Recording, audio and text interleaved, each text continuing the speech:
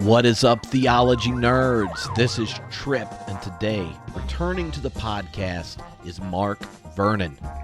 So, what if the thing we call progress has actually collapsed, and our cultural imagination has turned into a narrow, deadening beam? Today, Mark Vernon is going to bring to life the wisdom of William Blake, the Gregorian poet and mystic who saw the collapse coming 200 years ago and offered a radical alternative. Mark argues that Blake isn't just a historical curiosity, but a guide for rewilding our humanity in an age of disenchantment. I absolutely loved getting to read Mark's new book, and I only knew little bits of Blake, from the things you get assigned in college literature classes. And since reading his book and having this conversation, I've been digging more into Blake's work, and I'm really, really digging it. And I think you're going to too. Anyway, I absolutely love getting to talk to Mark. It is always good to have a brilliant scholar, a psychotherapist, a public intellectual on the podcast talking about a figure from the past who he found, asking the questions he was, and share some of that wisdom with us. So I hope you dig it, enjoy it, and remember, the best brew here in Homebrewed Christianity is the brew you share. So if you dig this question, share it with somebody, and let me know. Let me know if they dig it, because I always have fun when Mark's on the podcast. All right. Hello, everyone. This is Trip, and returning to the podcast is Mark Vernon, who last time hinted at his love affair with William Blake in the book that was coming out. And, well, it is not just out, it's awake, which is also the title. So excited to have you back on the show, Mark.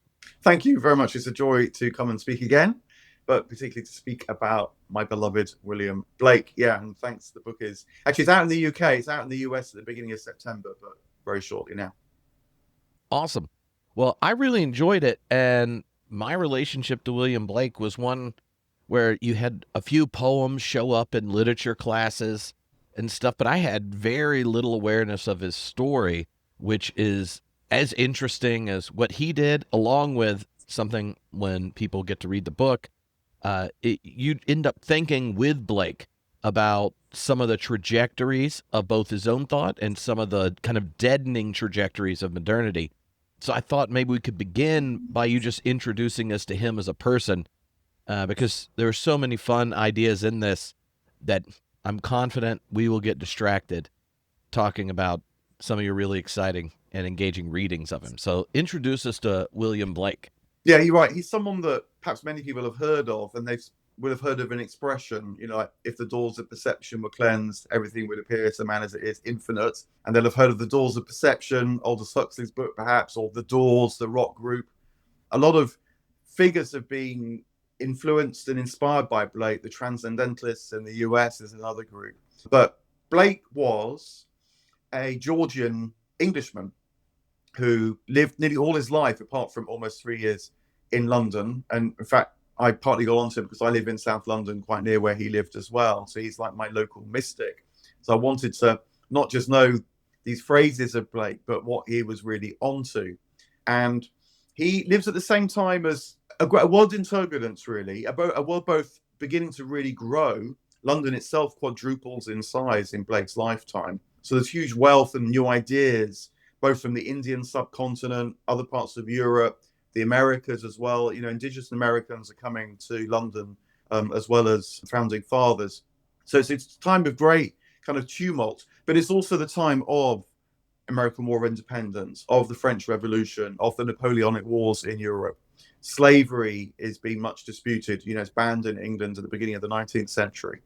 So it's this incredibly sort of rich and turbulent time, but it's also the time which is sort of seeding who we are now. I mean, there's tangible products of that, like the American Constitution, for example. And so Blake's understanding of the inside dynamics of what's going on is really illuminating for us now. This is really the driving point in my book.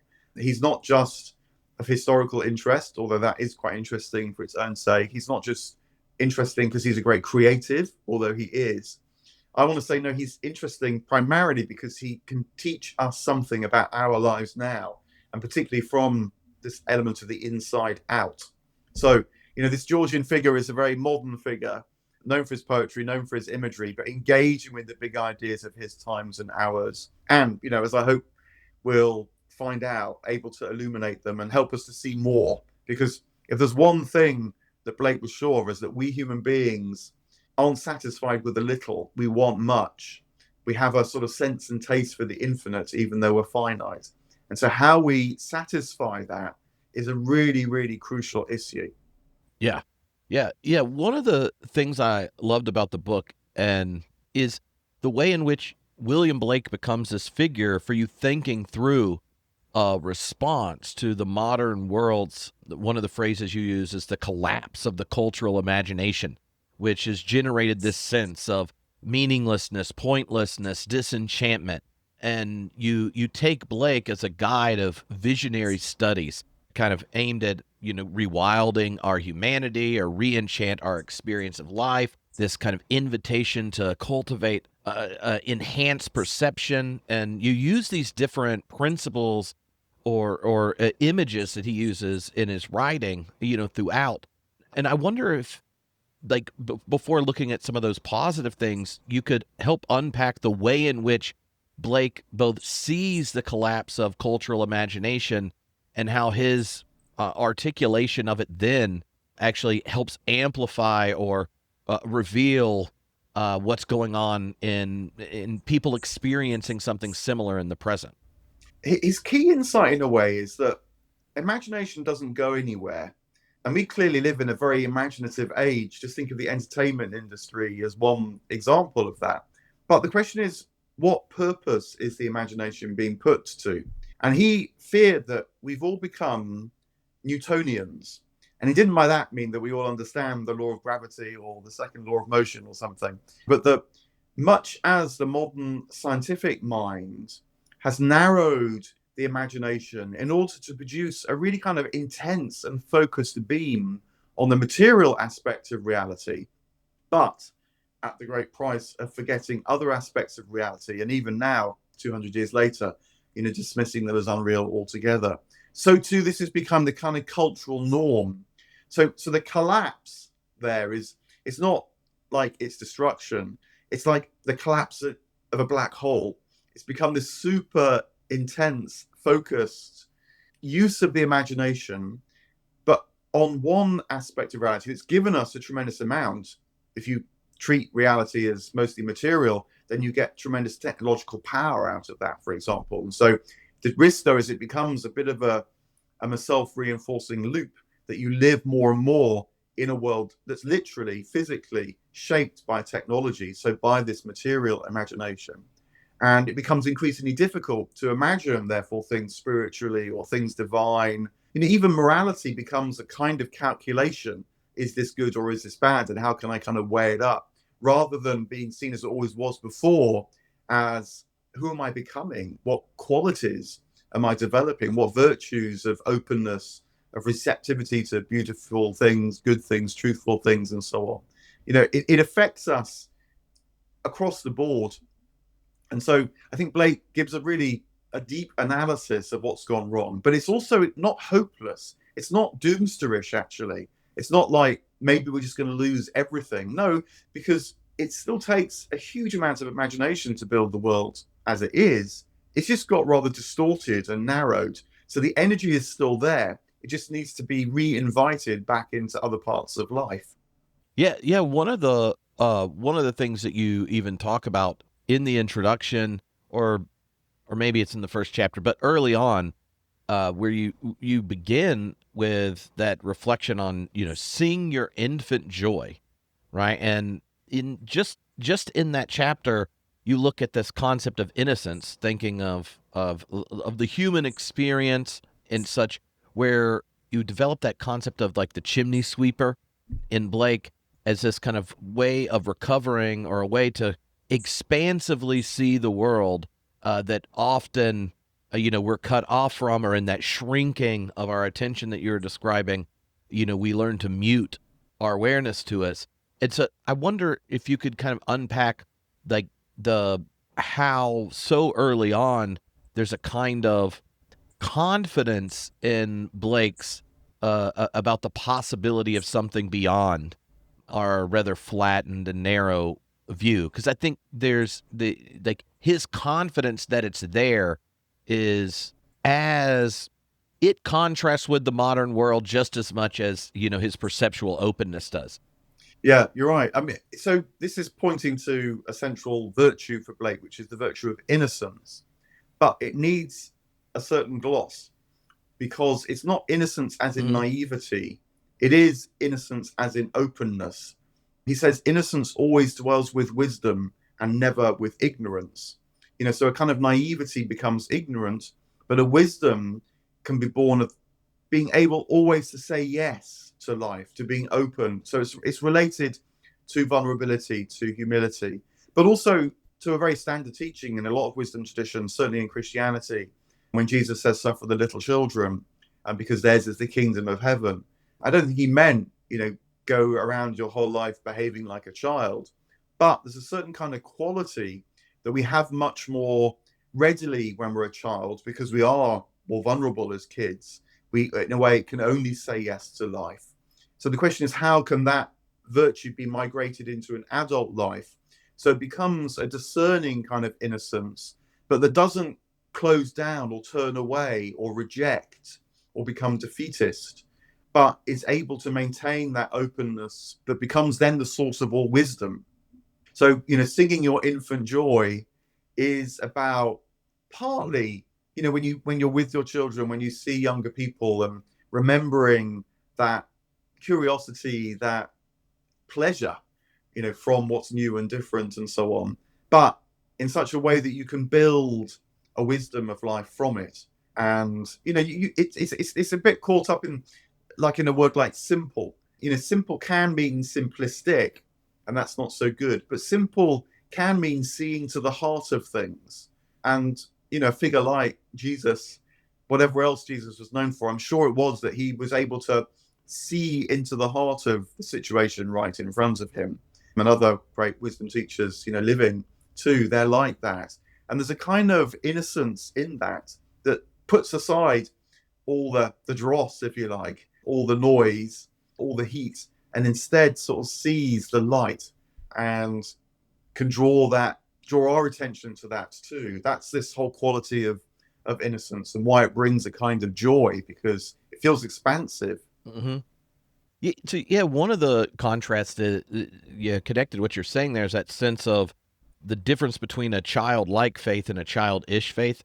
And there's a kind of innocence that's childlike, right? And that doesn't mean remaining childish.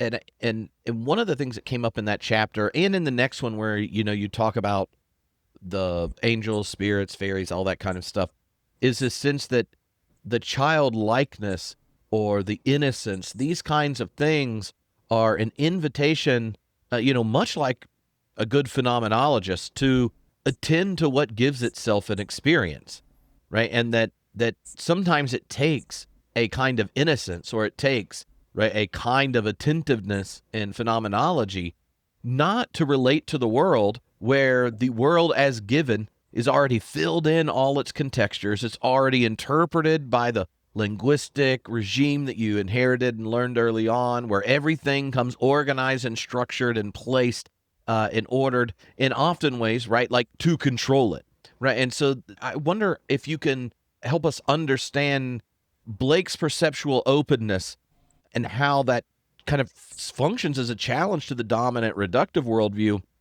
and doing it with things that so many modern people struggling with the flatness of existence giggle about: angels, spirits, fairies, right? Like, what is Blake doing there? What is it like to take it seriously when, so much of how the world gives itself, if we don't set aside modernity's habits, are, you know what kind of story you're being told if spirits, angels, and fairies are involved.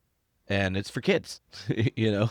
Well, yeah, and one of the things which I decided to do in the book and in my engagement with Blake really was to take his stories of seeing angels and other celestial and the dead, other immaterial beings, if you like, take them seriously. there's a great tendency in people that write about Blake now to diagnose something, that he had aphantasia or hyperphantasia or temporal lobe epilepsy or migraines or something.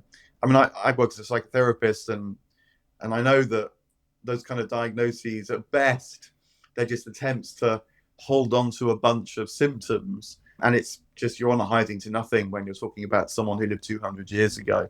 So it's sort of a waste of time, I think. It just produces its own micro industry in Blake's studies of the latest diagnosis. But, you know, Blake was clearly a smart guy. He knew what insanity was. Insanity was written about. We got some of his books that survive, and he read a book on insanity and annotated it. And he knew that he was accused of being insane, moreover, and was able to show why he wasn't. And so I decided to take him at his word, but not naively, but innocently in this fuller sense, that maybe if I do that, then he can lead me to a worldview that's different, that challenges my automatic assumptions, doesn't keep me safe and secure in my own presumptions about the way reality is. And also another motivation for me was, you know, in psychotherapy, we use feeling as well as analysis or diagnosis in order to try and work with someone. So, you know, someone walks in the room, there's a certain mood or a feeling, or, you know, as you're sitting with them, an image comes to mind, or you realize they're relating to you in a certain kind of way, presuming you're a certain kind of person. And whilst there's nothing necessarily straightforward about how you use that, you do hold it in mind as if it's a clue, as if it's going to give you information. So these are these implicit, felt guides, if you like, to what's happening with another person. And then I began to think, is that so different from someone like Blake, who perhaps just sees these movements more vividly? And so they're not just guiding him, but they become actual guides, like entities that he can relate to. And so that gave me a way of sort of staying open seriously about this, challenging myself. And then, you know, some of my other figures that I love to read and write about, figures like Socrates and so on, they too, actually, Socrates for one, was well known for having this demon. It wasn't a bad guy in the ancient Greek world, but just was a sort of go-between god, that he would speak to him and so on. So I think maybe this is not some sort of exceptional thing in the history of human genius. And of course, the word genius itself means the kind of spirit that comes to you. But it's something that we've lost ourselves. But for no doubt, pragmatic reasons to do with the way he was brought up and so on. You know, Blake says this wasn't educated out of me, this porosity. To stay with it and see where it can take me. And because Blake, you know, it's quite clear. He says, I give you the end of a golden string, only wind it into a ball. It will lead you in at heaven's gate built in Jerusalem's wall. He wants us to take him, not uncritically, but openly. And yeah, so, you know, great figures in theology and elsewhere have talked about the kind of intelligences that inhabit the world. The world itself has a kind of interiority. It's not just we that have an inner life. And angels is one of the ways that that's been talked about in the past. So it's all part of telling a story or building a worldview that can begin to contain what then might become a more and more direct experience.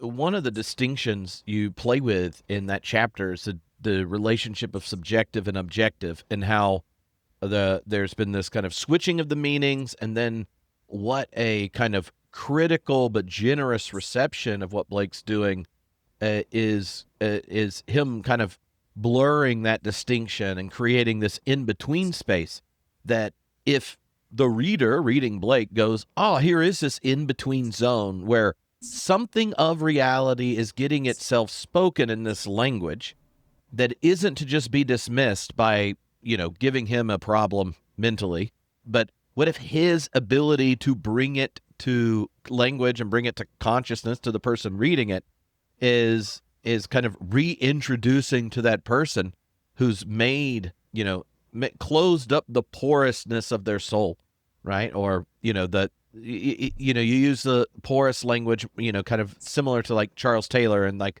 the modernity. We have these kind of buffered selves, and those are actually exceptions in the story of humanity, not normative. And so like Blake's experience here, the way you play with subjective and objective and that in-between space, I think is helpful for going, what is it you see happening in a generous but critical reading of Blake? I mean, yeah, I love the way the words change meaning. This is partly due to reading Owen Barfield, who was very alert to all that, and C.S. Lewis and others, the great philologists, the Inklings. But I think that, like with Barfield, this isn't just a kind of an unconditioned sort of switch, just sort of by random mutation, but it's because our perception of reality is changing. And yeah, basically with this subjectivity, objectivity, in Aristotle and right through the medieval period, if you wanted to know the truth of something, you asked about its subjectivity, which was its interiority, its kind of essence, what's at the heart of it, its inner life, if you like. And then with the birth of modern science, you gradually get the switch and it crystallizes in the Georgian period to no, we need to look at what can be measured, the objective qualities, that which is external. And so you get, the objective truth now being the cry. Not, and if someone said the subjective truth, you'd say, well, that's just like my truth, and perhaps is wrong. But what I realized there was something up about this, partly because I actually did a physics degree as an undergraduate, and that was a little time ago now. And what I've realized is that so-called certain sciences, the hard sciences like physics, they actually change really quite fast. So when I was doing my physics, there was no M theory as the basis of reality, as it's now called. The Big Bang, conversely, was absolutely set in stone. No one doubted the Big Bang.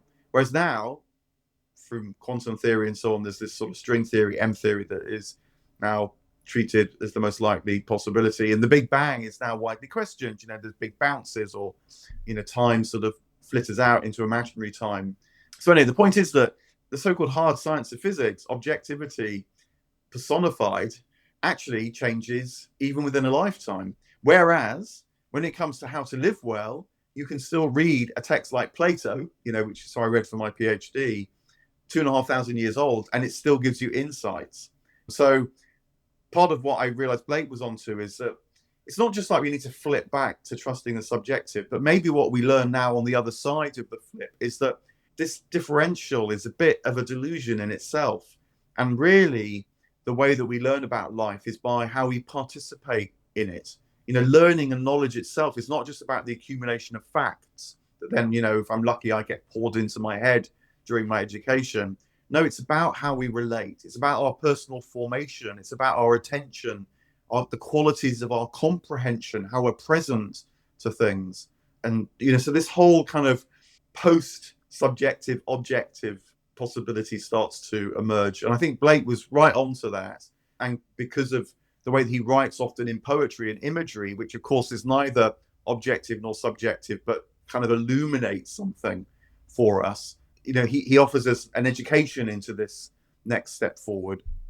Yeah, I wonder if you could talk about the primacy of imagination and perception for Blake, and how that, especially in part one of the book, those are the places in which his criticism towards modernity and the figures that he spends time kind of responding to in such that it's the role of imagination and perception for what it means to be human that creates that kind of his pushback towards like Bacon, Newton, Locke, and company.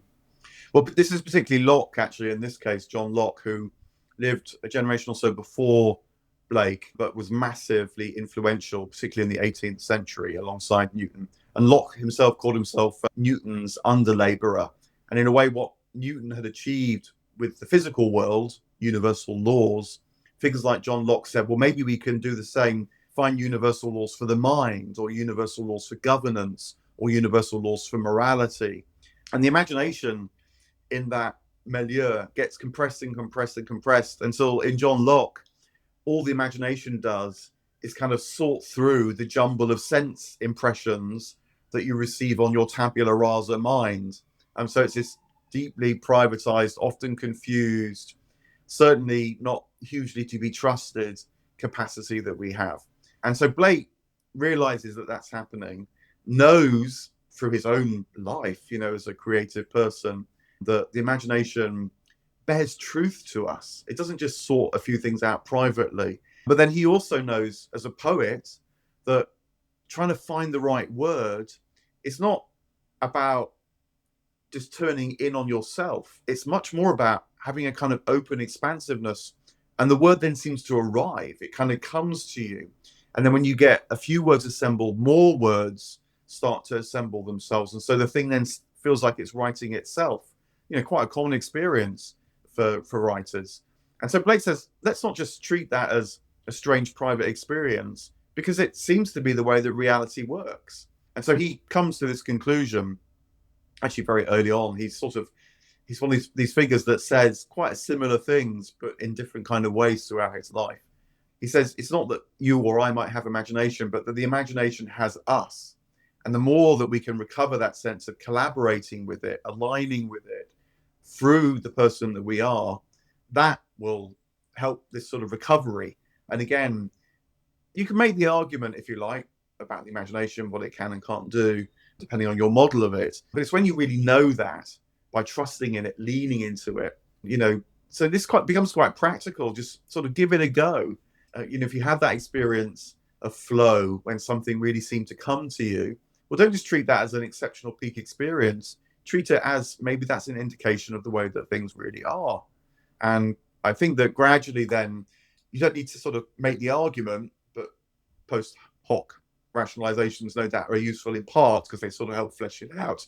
But to know this more directly is really what Blake offers us. How would you describe his criticism of modernity? Because it shows up in a host of different areas, right? From the dark satanic mills and this that element, the notion of disenchantment. You have his criticism of deism, the progress narrative of this abstract reason he problematizes, and then there's its relationship, his disillusionment around political and such. You spend time looking at these different criticisms that are there, and so many of them are ones that feel contemporaneous, right? And why I think he's an attractive figure to think with. And so I wonder if you could kind of talk about his critique of modernity, and then how that, like, how did it emerge for him, and then how did his critique kind of emerge again for you in our current moment? I mean, it's easy to slip into sort of shorthand here and say he's against science or he's against modernity. I don't think that's right, though. I mean, for one thing, he wanted to be a success. He lives in this sort of time of explosive growth in London and the modern world emerging. And he's quite explicit. He wished he was much greater success as a scientist. He wants to be like a Michelangelo figure that was helping shape the culture and had his works commissioned in great public spaces and so on. And the other thing is that he was something of a scientist himself, I think, too, because he played a lot with materials in his art. And these are materials like copper and acid and various kind of colorings and different qualities of paper, and then presses that were great machines, really. He's very, him and his wife Catherine, very much involved in the domestic production of the work. So they had to be great experts in chemistry. But I think he always realized that the mistake was that because certain things can be described through laws, there's, at least to kind of help you get a handle on them in certain contexts, there's a risk that you prefer the generalization. And that, I think, was what he thought was the great risk of science, that in studying reality, it actually takes us away from what he would call the minute particulars. And so we feel like a law of nature or some kind of generalization about the way morality works. That's truer than the business of everyday life. Those generalizations can be guides for everyday life. But, when it comes to ourselves, you've got to become conversant with the ups and downs of your feelings, your loves and your hates, not just be guided by a moral principle. Because if you just try and follow the moral principle and sort of ignore yourself, you just end up feeling guilty, for example. The moral principle is there to guide you, but so that you can become a richer person as a result by knowing yourself more and more. So I think that Blake felt that the mistake that the modern world has made is by treating everything as if ideally we discover the law that describes it, and not just in the sciences, but in morality, in governance, in the way the mind works, the code for this, the network for that, the way that this is wired. These are now just very common kind of metaphors, but they mislead us as much as they guide us. And the common call in Blake is always to go back to the minute particulars. Ask yourself, what am I actually experiencing now? What does this particular thing bring to me? How does it radiate, shine, disturb? Being in the present moment is another way of putting it. Blake writes beautifully, I think, at one point, there is a moment in each day that Satan cannot find. By Satan, he just means this rather narrow, opaque, generalized worldview. Nor can his watch fiends find it, Blake continues. But the industrious, those who are really living, find this moment and it multiply. And when it once is found, it renovates every moment of the day, if rightly placed. So it's this business of living from the particular, the present, the inside.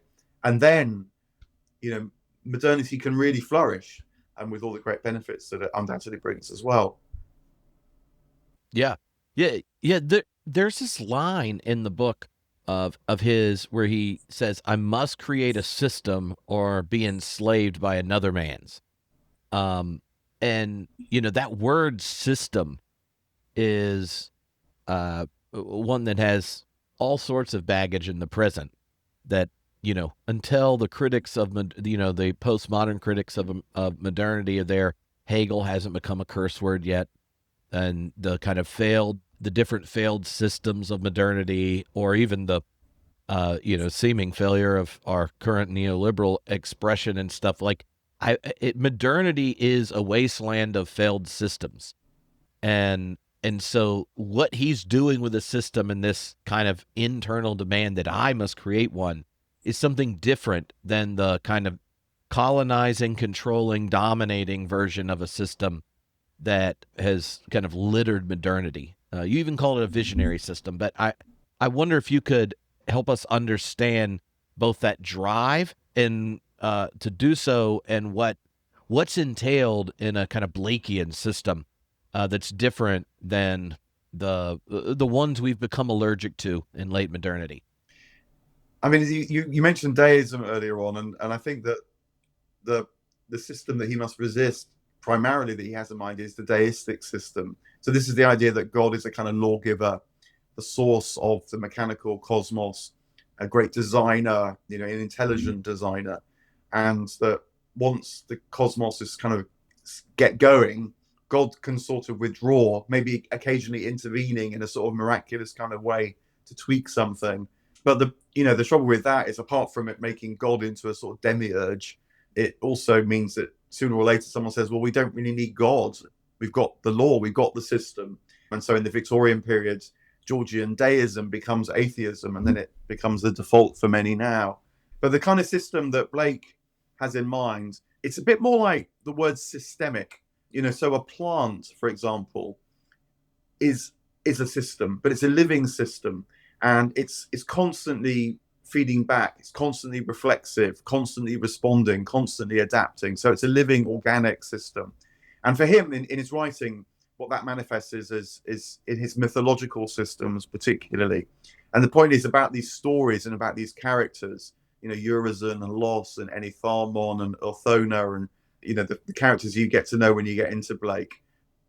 They're constantly responding, constantly adapting. And it's a bit like reading Tolkien, actually, that if you enter into the world, you have a sort of experience that then educates you, but not with fixed principles, but with a kind of dynamic perspective. And then when you come back into your everyday life, that spirit is still alive in you. So that's the kind of system I think that Blake realized he had to create in order to resist the static systems from deism. That relationship there of what he's doing in a lot of his fiction and comparing it to Tolkien, I think is rather helpful because, well, for me, that just because I love Tolkien and have for a long time. And this summer, my oldest is reading through it all on his own. Now, we're reading parallel, but then we talk about it, right? Very nice. Yeah.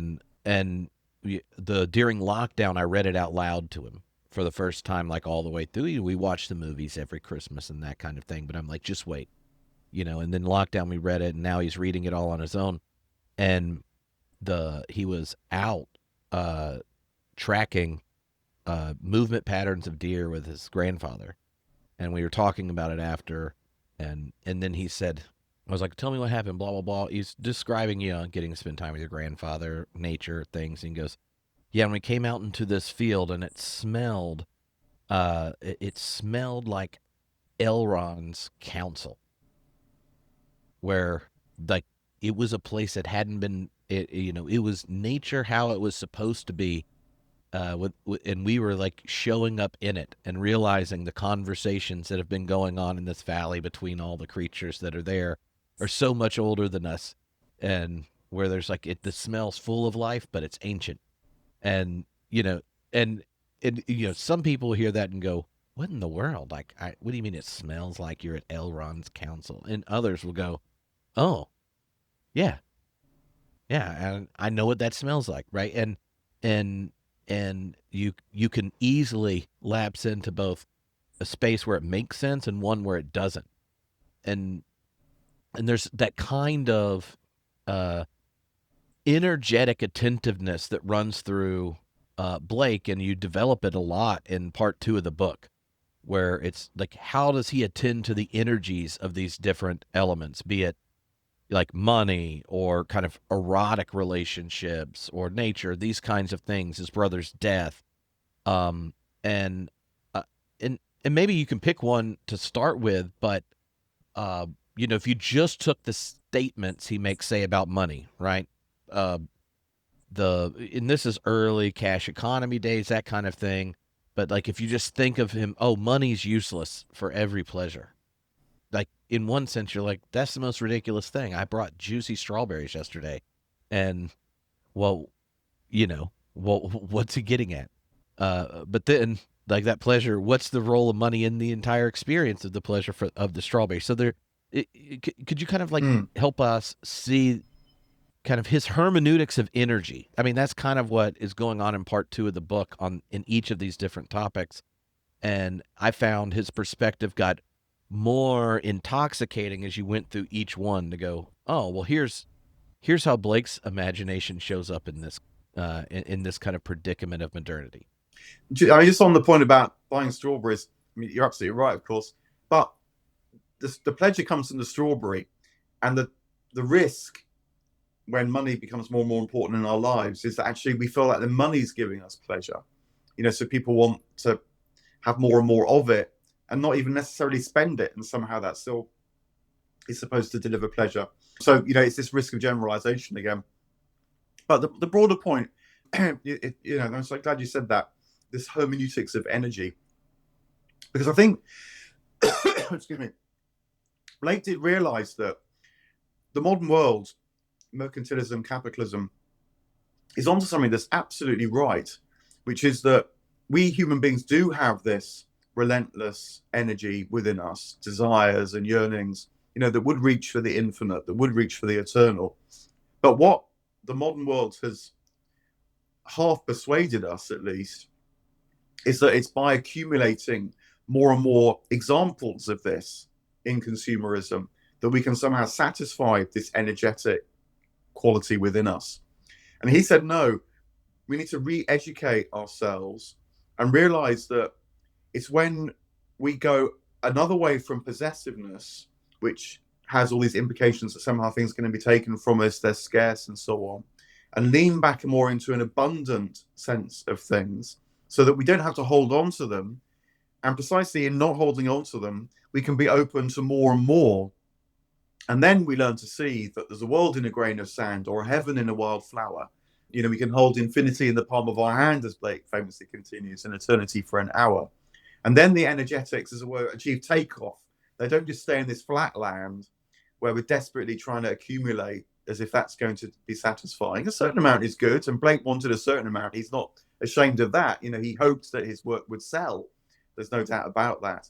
But it's always got to be in the service, you might say, of realizing that there's another kind of energetic quality, which is that when we give it away, we receive a whole lot more besides.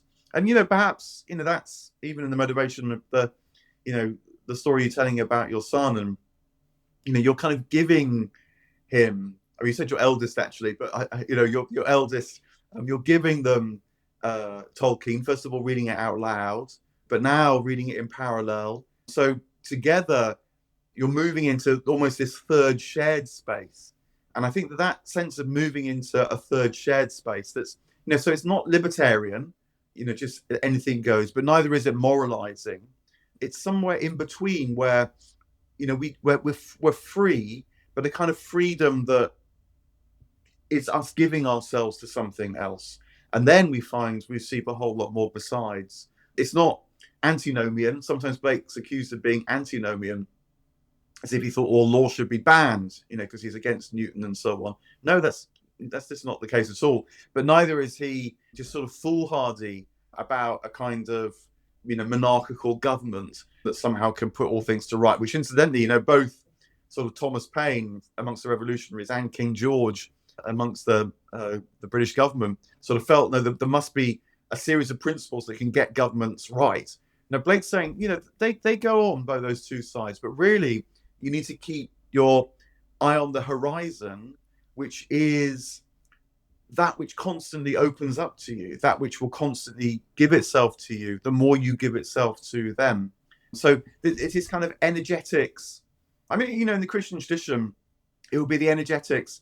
The word kenosis is often used, which I'm a bit wary of. I don't know how you feel about this, but I'm a bit wary of it because it can sound a bit moralizing. Whereas what I really think it's talking about is the energy of the Trinity, actually, that much is demanded of us, but when we give that, we're echoing something of the life of the divine, actually, that constantly offers all that it has and then receives a whole lot more besides. And so you move into this kind of infinite abundant space. That is why Blake can say these seemingly foolhardy things like the road of excess leads to the palace of wisdom. He's not saying that, by having a blast, life will go well. He's saying, no, there's something about excessiveness that can be mistaken, but there's also something about that spirit that's absolutely right. There's something wise about the abundance, the excessiveness of reality. In the book, you kind of use the language of a transnomian way about this kind of relationship to law. One little follow up on even mentioning there the kenosis connection.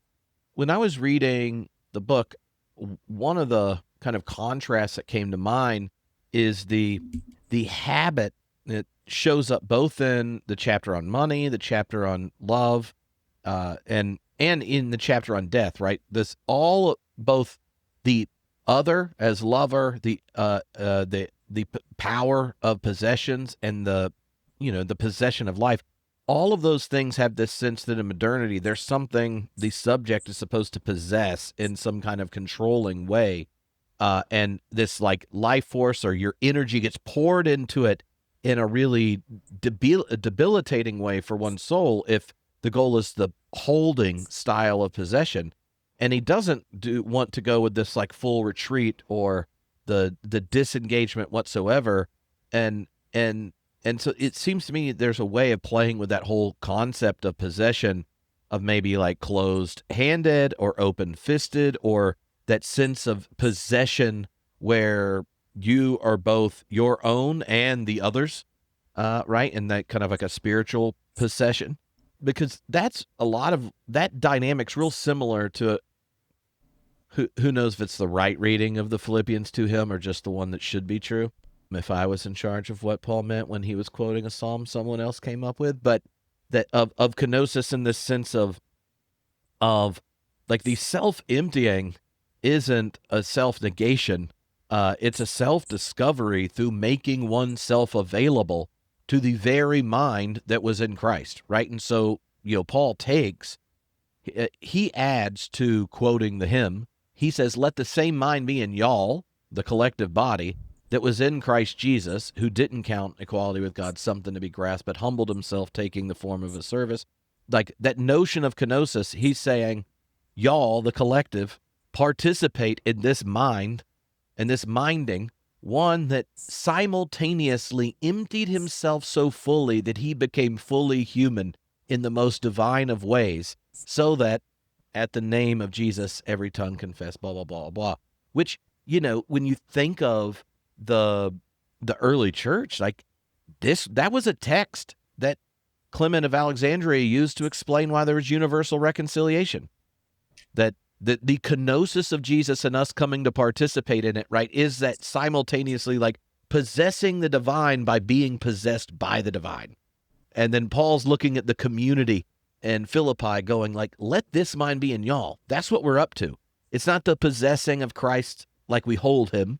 It's the being possessed by and in the possessing of each other. And that in that same text, sharing the mind of Christ is followed by sharing in his sufferings, sharing in his gratitude. The koinoniaing through the text is all sitting there. So that kind of attentive to the contrary movements of the energies as something one surfs rather than controls that runs through part 2 of the book, I think could be a real plausible way of reading that kenosis concept in Philippians. Yeah, and in the book I try and reach for cases where we know this in everyday life, and one of the ones which comes to mind now that you're talking is improvisation. I went on an improvisation workshop because a friend of mine is a great improviser, and she taught me something really amazing, actually, that in improvisation you're doing some sort of very simple improvisation exercise, say, and you know that your turn is coming, and if you try and schedule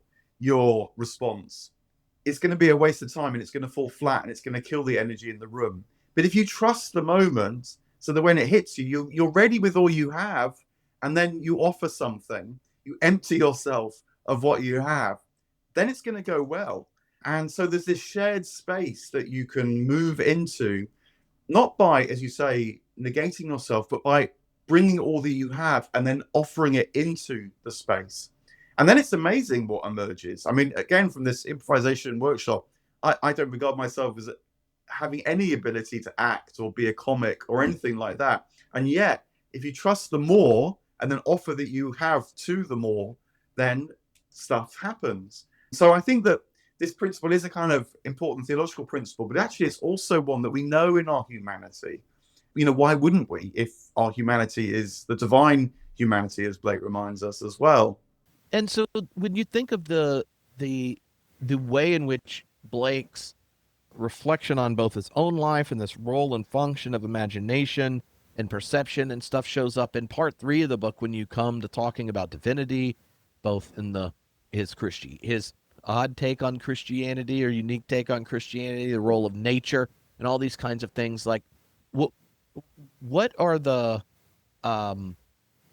if someone's primary interest, like, what I'm interested in why Mark spent all this time with Blake to then talk about this different way of envisioning divinity or thinking about faith, and that Blake's like an ally for people trying to figure it out today. Like, what are how would you introduce the kind of invitation of faith in a Blakean sense?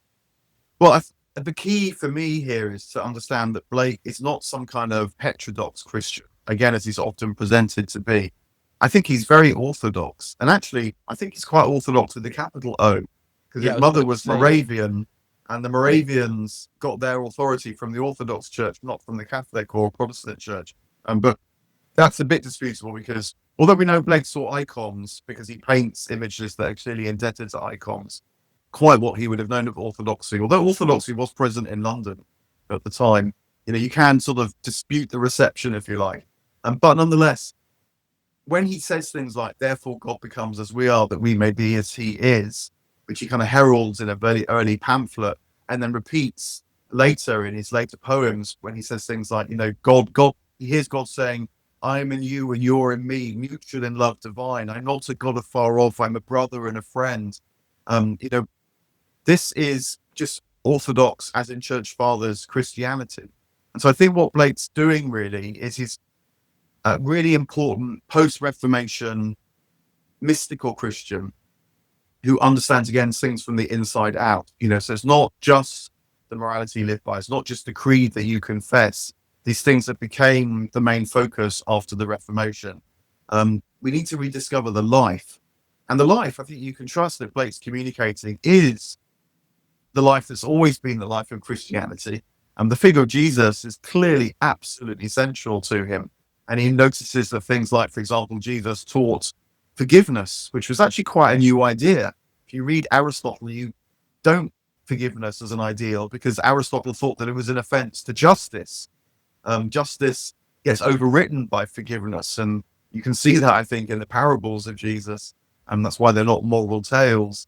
But so the figure of Jesus and forgiveness, the figure of the notion of the incarnation, that when, for example, Blake paints the image of the woman caught in the story of the woman caught in adultery in one of his images, he paints it in such a way that when Jesus is writing in the sands, the famous moment, Jesus is also bowing towards the woman. And so he's judging her, but he's judging her humanity so as to liberate it, showing her divinity rather than judging her so as to condemn it. So that's another side of what forgiveness means. So yeah, in the third section of the book, I really want to make the case that Blake is Christian. He's understanding the gospel as good news, not just as another system. But he's also a porous Christian, much like he's always been porous. So he's reading the Bhagavad Gita that's coming in from India and realizing that there's a sense of sacrifice, for example, in the Gita that can inform his own sense of what sacrifice means, this giving that we've been talking about in Christianity. And so always valuing the minute particulars. He's not a generalist on religion in any way that, any more than he is in other aspects of life. Jesus is this living figure to him, but is a portal, is like a threshold from which more and more and more makes sense. And so you can keep saying these yes to life, keep this innocence. And it's a deeply attractive version of Christianity to me. And, for perhaps reasons which are already implicit in what I've said, I think one that is really valuable and necessary.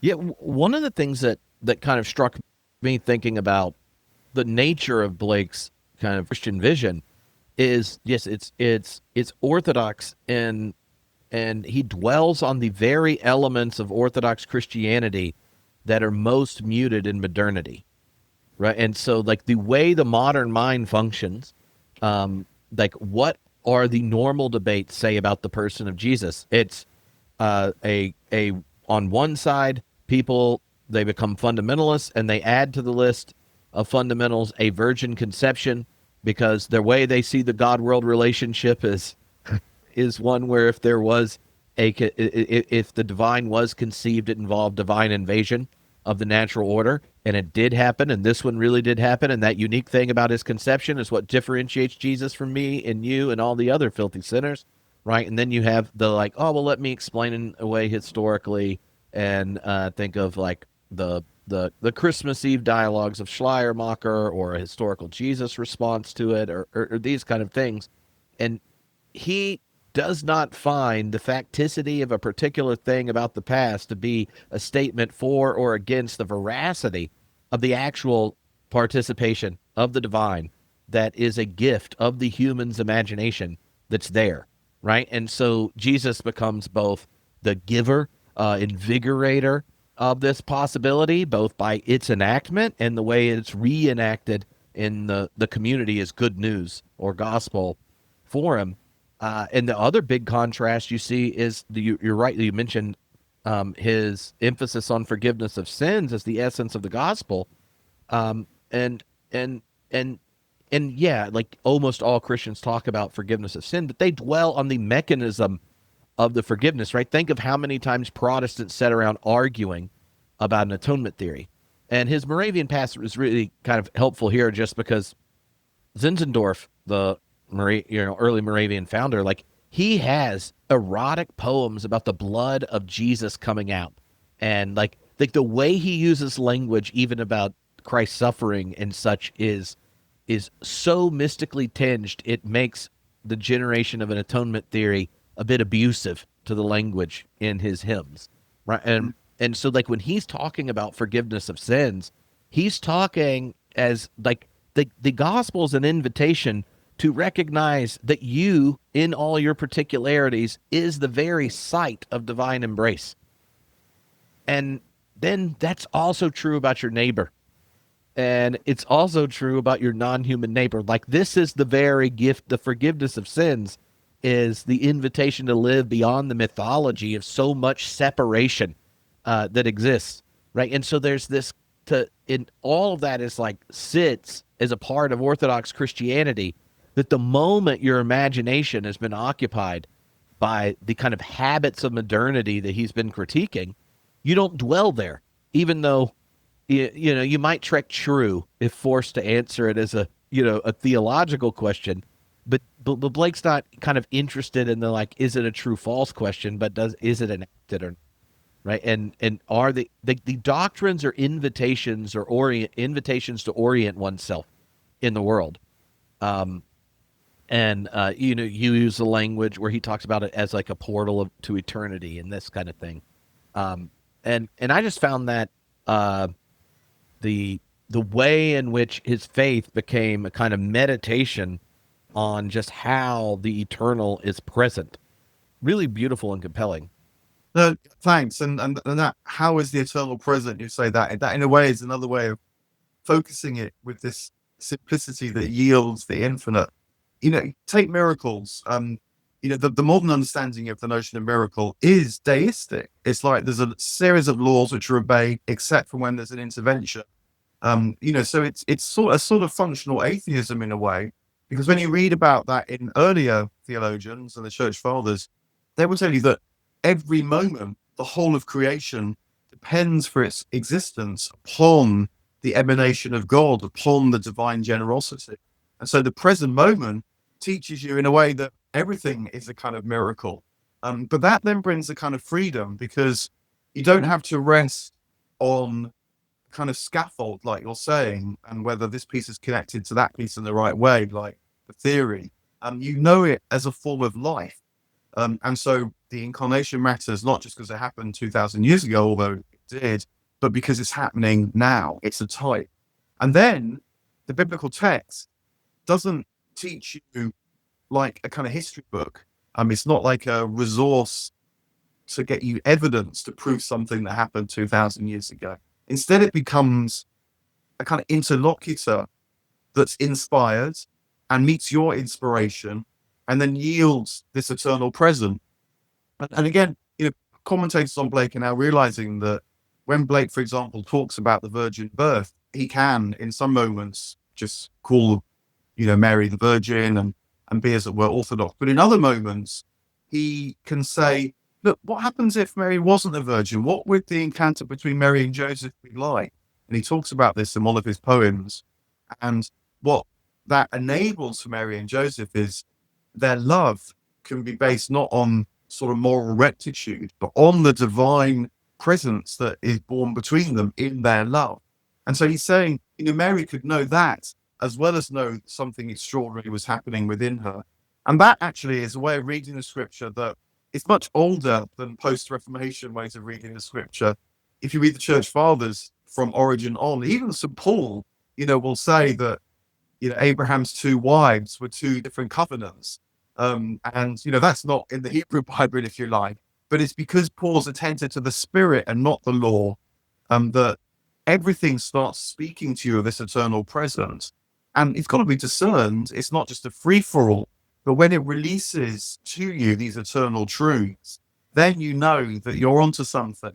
And so Blake, again, is picking up an older way of reading the Bible that treats it as a living text, because everything else is living as well.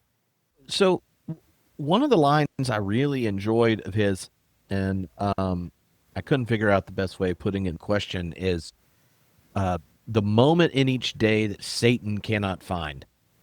And, in some way, it functions to get at his belief where in kind of every present is an opportunity for divine revelation. It's kind of like the pulsation image you use in the book. But what is it like kind of renovating our moments to learn to attend to the parts Satan cannot find, which I just, like, that's quite a dense reply to modernity's muteness. Yeah, it's one of these few lines which you can contemplate, and like a lectio divina, they kind of gradually yield up their meaning because you're changing, really, not just because you've sort of understood in a rather more flat sense. But you might, for example, track this word Satan in Blake, and you realize that what Blake's doing, I think, again, is returning us to an older notion of Satan.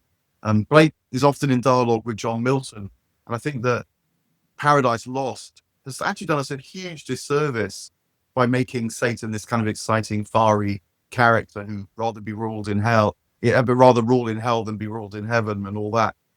And Blake's saying, no, the satanic way of being is narrow, it's confined, it's opaque, it's cold. I mean, like Dante, Satan in Dante is frozen in a solid lake and not full of buzzing life and excitement. And so returning to an older notion of the satanic state of mind is really important. And it's this narrow, opaque, contracted, limited sense of things. But the moment in every day that Satan can't find is because with the imagination, which the satanic mindset doesn't have, we can realize that the kingdom of God is here. I think it's that kind of text that Blake's reflecting on in this moment. In Luke, some will say it's coming here, some will say it's coming there, and then Jesus says, no, I tell you, the kingdom of God is within you. Or in John's gospel, when there's no apocalypticism as if it's going to come, it's because that revelation is continually happening now. And by some extraordinary mystery, the glory of John's gospel is Christ on the cross. And so Blake, I think, is saying to us, reminding us that we don't have to look elsewhere. We don't have to wait. We just have to gradually open to the present. And then that's where we find the kingdom of God. And it's a shift of perspective. It's like a kairotic kind of cut into chronos time, if you like. And I think this is partly why the erotic and so on is important to him, because, the erotic is a kind of devotion to the present moment, the present encounter can get too narrow, of course, become even addictive. But when it yields a kind of devotion, such as, Zimmerdoff and others fostered in their particular way, that may not be to everyone's taste, but nonetheless, the idea is that it awakens that continual presence that's always overflowing within you. It's a kind of interior passion that you realize actually isn't even your passion. Like Paul says, it's the spirit groaning, praying, yearning within you. And so again, that's that kind of stepping out of yourself into the wider sense of who you are that you had intimations of when you were in this narrower satanic state, but now you can see was always the light flowing through you. Yeah. Yeah. I wonder how, when you think of this book and Blake's vision and the decision, right, to get to know any person well enough to write a book like this, part of it is like your own relationship to Blake and finding it fruitful to return to it enough to write a book. But another side of it, both as a kind of a public scholar and as a therapist and stuff, are the conversations and relationships you have with others where this person shows up enough that, that it becomes rewarding to keep thinking and reflecting with Blake. And so I wonder if, like, through your own relationship with him and the way you see, the text and all the conversations will come about it, like, what is the interest and attraction to Blake say about our contemporary moment? And are there particular questions that are live where people may not know who he is that you wrote this book going, well, I think Blake has something to contribute here? Yeah, I mean, it's a personal thing, and you partly write a book, see where it takes you yourself, and then I think I don't know what you feel about this, but I feel like even the podcast form in dialogues, it's something about the moments in every day that Satan can't find, but the industrialist finds it, because something about the exchange that's not heavily curated, that's not heavily produced, that's not heavily edited, but it's in that free form where both parties, if you like, are giving of their best as they can in the moment, that something else emerges. And I really hope that listeners to podcasts like this get that sense, that it's transmitting what it's talking about as much as anything. And I really hope that at least a certain section of the podcast universe is kind of consciously or unconsciously onto this and realizes that this medium's becoming a way of receiving a kind of active wisdom,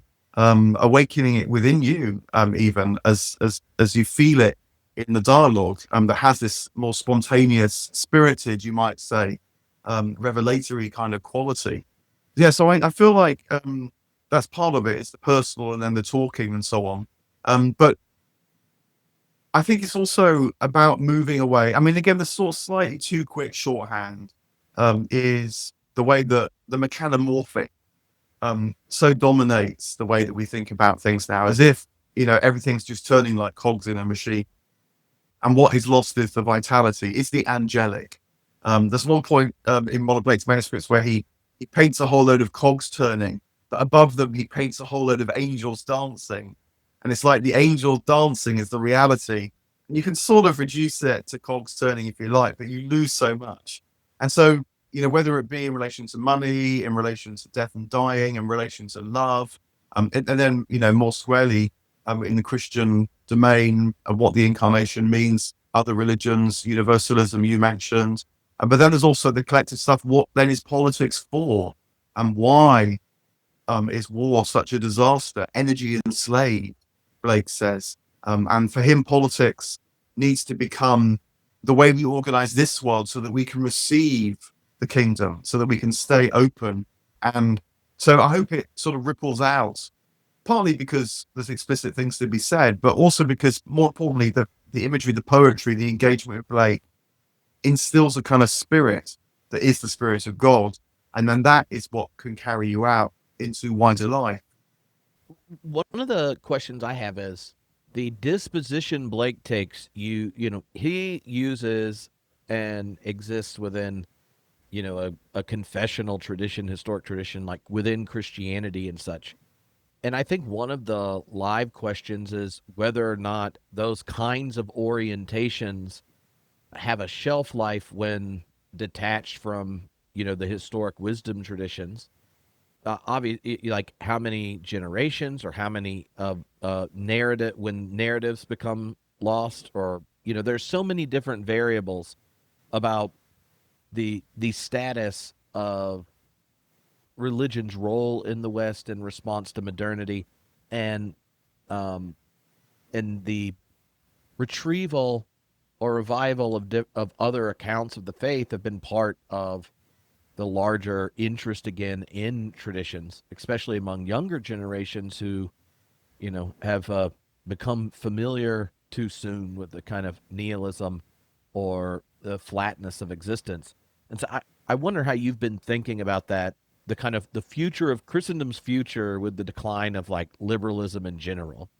Does that make sense? Like, because to me, there's a host of different reactions, but at that point, you're thinking macro, right? Like about collectives, and so much of Blake's reflection assumes a kind of Christendom as backdrop for becoming a resource to push against the deism or the kind of flattening reality that money gives and such like that. So I wonder how you see that relationship, that what does it mean that Christendom's relationship with liberalism has changed since then? I mean, I hope this one way of answering the question there. I think Blake, he's got great critiques of these things. Like war is energy enslaved. The dark satanic mills, his figures of Eurism, who's kind of at once trying to control, but then the next moment is weeping because everything's going horribly wrong. Um, he doesn't hold back from the critique. He can do moral critique. He paints agonizing images of like the chimney sweep he mentioned, and then slavery and so on too. But he always, I think, holds fast to the energetic. You've got to stay to the abundance. If you get too caught up in the fear, then you forget what it is to love. And so I think that it is partly about the mental fight, as he calls it, which is about putting the case as best you can, showing as well as telling for what you feel is the right formulation, the right way of saying these things, because it releases life, it opens onto more. It feels more truthful in a rich sense. But it's also about primary mental fight is in yourself, to know this more directly in yourself, to give of yourself more to it. Because I think at the end of the day, he does trust the incarnation, that like the one man who was also divine, pivoting Western consciousness, if you like, so too it can pivot in us again, when we allow that incarnation to be active in our lives too. There's a very witty, nice encounter he has with a journalist called Crab Robinson, who gives us a lot of the best anecdotes about Blake. And one day, this chap goes up to Blake and says, do you believe Jesus was the Son of God? And Blake says, yes, of course. And so am I, and so are you. And that kind of explosive, quite witty Christianity that, risks shocking, but I really think is onto something. That is what I want to try and champion and stand for. And it's partly, by bringing figures like Blake, who says it so much better, that I hope that we can recover that for sure. What conversations are you excited about having as people start reading the book that maybe you haven't had when you've got to interact with some of your other books, or different kinds of conversations you might get invited into because you spent so much time with Blake that maybe you haven't got to join in a public way before? I mean, I think the imagination would be certainly at the top of the list, or certainly high on the list. Blake brings that center stage. He says that Jesus is the imagination itself. So what we call the imagination, and think of it as a bit like fancy, that's my private sort of coloring with things, actually, properly understood, that's just an echo or reflection of the divine creative logos pulse that is shaping, manifesting, bringing to actuality from potentiality all things. And part of the distinctive of being human is that we don't just share in that like other creatures, but we can self-consciously participate in that as well. So this is about the human vocation to sort of bridge, as it were, between worlds, between the divine and the created order.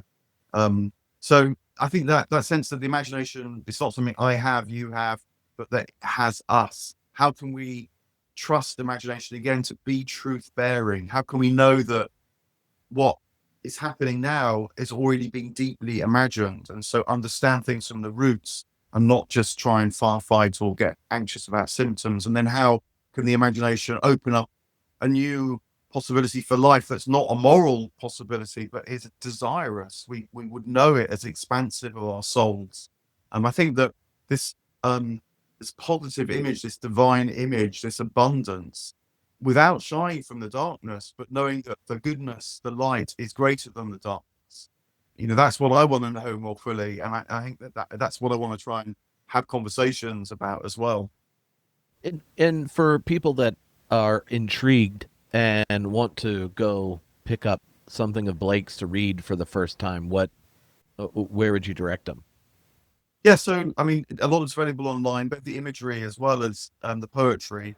But his early works, the Songs of Innocence and Experience, they're very accessible. The Lamb, the Tiger, the Garden of Love, ones that you'll know, they bear repeated reading because their simplicity is at once meaning accessibility but also profundity.